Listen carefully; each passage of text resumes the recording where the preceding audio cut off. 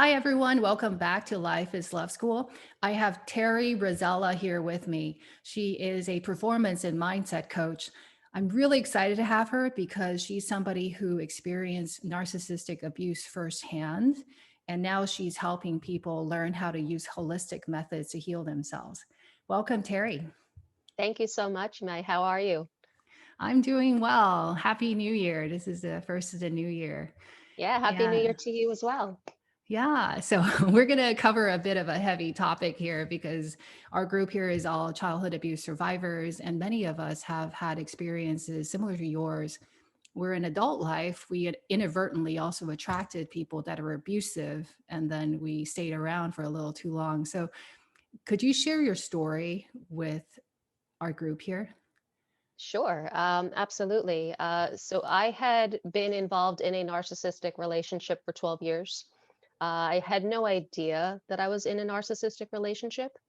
It was probably about 6 years into it where then I actually started to see different signs and I got some red flags and I ignored them because it's not that I was in the face of la la land, I was in the face of fear and I didn't know what else to do. And so I just stayed.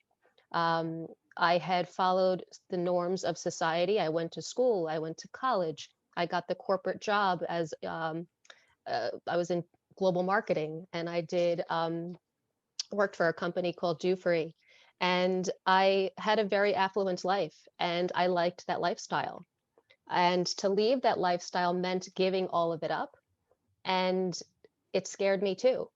So I almost felt like I was living on a double-edged sword where I didn't want to be where I was, but yet at the same time, I wanted to leave because I knew that what I was in was I wasn't happy. And I ignored the signs, as I said. It started with comments here and there, and the comments were always putting me down and telling me that I wasn't good enough or that I didn't look good in something or that, my chest was too small, my butt was too big, that my body image was not feminine. Um, it started then also trickling into telling me that I don't know how to do things, the domestic chores that such as cleaning, doing laundry, cooking, stupid things of that nature that are minuscule, but yet at the same time I was told that I wasn't doing them properly or to the level of expertise that he was doing them at, and I needed to meet his level of expertise. So while it was interesting because I knew that what I was listening to was abusive, I didn't at that moment in time know how to navigate it. I didn't know how to get around it. So I just stayed. And again, because of fear.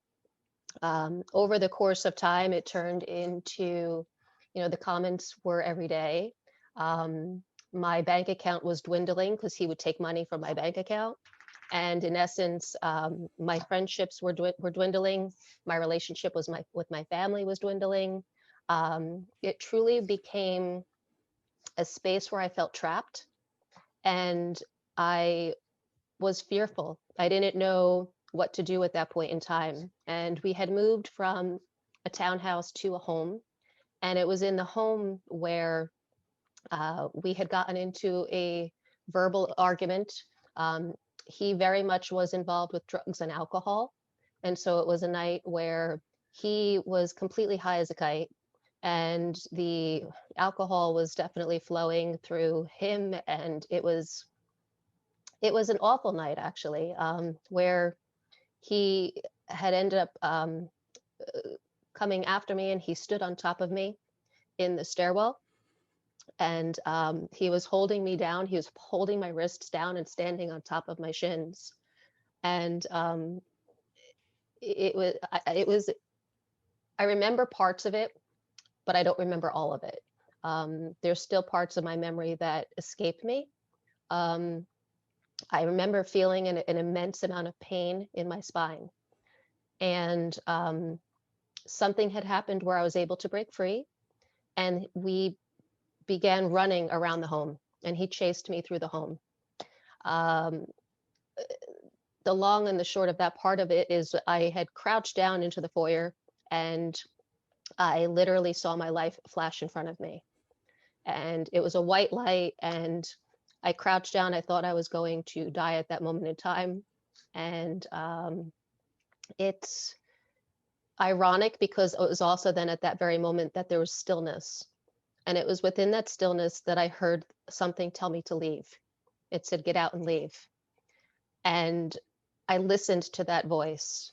And that was, I would say, the very first step that I ever took to start making my way out of that pain and out of that cycle. And at that moment in time, I didn't know what I was going to do. I didn't know how I was going to do it, but I listened to that voice, and I took that voice with me everywhere I went. It's a space of curiosity that got blossomed within me. Um, Ironically, I stayed for a little bit longer, and I was standing in the bathroom of my own space. I looked into my own eyes, and I couldn't tell you anything about who I was. I had absolutely no sense of identity. I had absolutely no self-worth. I had money in the bank. I had the job. I had a car. I had everything that materialistically looked great, but my heart was completely absent. My emotion was completely absent. I couldn't tell you my favorite color. I couldn't tell you my favorite food. I couldn't tell you anything. So it was in that space of curiosity, and again, hearing that voice telling me to leave, where that's exactly what then I decided to do. And I just tiptoed into a space of following my heart. Wow, that's quite the story. I feel like my heart like just stopped beating when I heard that scene of him being physically violent with you. I think for many of us that suffered physical abuse, it's a special kind of emotional abuse because you feel like your life is on the line. Yeah, The you feeling is very absolutely do. traumatic, and the fact that you can't remember parts of it, that's also very very telling. I personally have experience with that growing up with a violent father, so I can very much relate to that. What would you tell ladies that are stuck in similarly abusive relationships but are afraid to get out? What would you tell them? That there is hope. And as dark as their day may seem, and as fragile as they may feel, uh, there's an ounce of hope still existing. Um, and to not be afraid to lean into that space, and to not be afraid to lean on other people. Even if it means that the people that you lean on are not your family, but maybe your friends or your coworkers. If you have one person that you can even confide in, it lifts such a weight off of your shoulder. It lifts a weight off of your heart to not feel alone. And I know for the longest time I felt alone. And it wasn't until I met the first woman who endured something physical with her ex-husband where I was like, wow, I'm like somebody else in this world. I'm not alone in this space. And it was beautiful. It was a beautiful connection of relatability. So I think sharing that space of vulnerability and sharing the heart space is truly, truly important. Yeah, to know that we're not alone is so important. I personally know quite a few women that are incredibly successful at work, but yet at home they're being abused emotionally, and some of them are abused physically. And the Hmm. story is just heartbreaking. Did you feel like any of the fears that you had um, come to realization, or was it more kind of what you imagine is scarier than the truth? Because, for example, one thing that stopped me from leaving as soon as I should have is I was like, well, I'm in my late 30s. This relationship isn't great, but what if I don't find anyone? But of course, Um, once I got out, I realized that there are a lot of good people out there. I probably should have left earlier. So I'm just curious, coming out of it, now that you can take a look backwards, what do you mhm. think about the fears that you had back then? I had some of the same fears that you even mentioned of not finding the right people or the right person, um, and worrying also, would I be able to survive on my own? Would I be able to, withstand a lifestyle? It didn't have to be the same lifestyle, but would I be able to afford a lifestyle? Especially because over the years I was told that I couldn't and that I wouldn't, and I would always need him and I would always need to have his money. And it was to a certain degree, I believed it. So that was a fear that I had, was that I would never amount to anything more than where I was. And to look back at that space and time of who I was then to where I am now, I can definitely say that I have healed from that space and I have moved forward into that space, and I've become a woman of empowerment, and a woman who has developed her own voice and likes the sound of her voice, and eh, has been able to navigate the rough waters of abuse and come into, setting sail into where I want to. And that is possible. That is such a strong and empowering story. It's people like you that have overcome it and be willing to share your story with everybody. I think it truly just lifts everybody's spirits to hear that it can be done. Somebody else has been through that path. So if you're listening to this and you're struggling, I hope that this gives you inspiration that even if it's scary, just take a step at a time. Things will kind of figure itself out. So just do it. And life is too short to live being abused. I was wondering, Terri, did you ever have any kind of thoughts into whether the fact that you have these kind of adult relationships, if it in any way ties back to your childhood? Yeah, it's interesting because over the last, 30 to 45 days, I've definitely been diving a little deeper into that space of my life and realizing some of the synergies where there's an overlap of, a controlling nature, or an telling me what to do, how to do it, when to do it. Um, the feelings of worthlessness, the depravity of emotional connection. All of those were definitely apparent within my earlier years and my developmental years of upbringing. And I don't want to say that my parents are bad people, because they're definitely good people, but they did the best that they could for me. The Where it came from was the emotional depravity, I believe, for me, of not knowing how to engage with my emotions, not knowing how to discuss them, not knowing how to take ownership of them. And then the behaviors, I had anxiety and panic. I had outbreaks. I would have triggers, but I didn't know what a trigger was. So my outbreak was trigger based from something that I've realized happened when I was a child, and the involvement with a parental figure, or a parent specifically. And so that level of connection is where I'm at presently, of even seeing the relationship of how the um, the involvement that I had had with my family members, and how it led me to being um, attracted to someone of a narcissist personality. And whether or not he has bipolar, I think he might have that as well. But there's different spaces, definitely. I see a connection for sure. Yeah, that makes a lot of sense. And I really encourage everybody that's listening to also double click into your childhood, because it's very often you hear about re-victimization, which in psychology, it means that if you were a victim of childhood trauma, or parents that either neglected you, abused you, or just didn't know any better, like Terri said, right? They may have tried their best, but if their parenting was inadequate, then it creates certain trauma in our psyche that would leave us vulnerable later in adult life to certain not so wholesome relationships. And I think what you just described, Terri, is what they call a very controlling parent.